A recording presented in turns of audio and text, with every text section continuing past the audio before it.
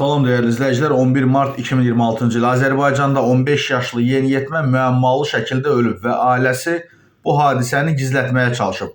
Hadisə Cəlilabadda baş verib, belə ki, rayonun Sərhədabad kəndində 2011-ci il təvəllüdlü yeniyetmə yaşadığı evin həyətindən döş nahiyəsinin kəsilmiş, deşilmiş xəsarəti ilə xəstəxanaya çatdırılıb. Lakin həkimlərin səylərinə baxmayaraq o xəstəxanada vəfat edib. İlkin olaraq valideynləri uşağın yıxılaraq armatur parçasının bədəninə batması nəticəsində xəsarət aldığını bildiriblər. Lakin polis əməkdaşları tərəfindən aparılan araşdırma zamanı hadisənin başqa şəraitdə baş verdiyi müəyyən edilib və həqiqət aşkara çıxarılıb. Məlum olub ki, yeniyetmənin anası Səliqə Abdulhüseynova əlində bıçaqla ət doğrayan zaman ehtiyatsızlıqdan oğlunu itəlib və o bıçaq xəsarəti alıb. Abdulhüseynova saxlanılıb, faktla bağlı araşdırma aparılır. Allah heç bir anaya belə bir durumu qismət eləməsin. Özü həbsxanada, övladı isə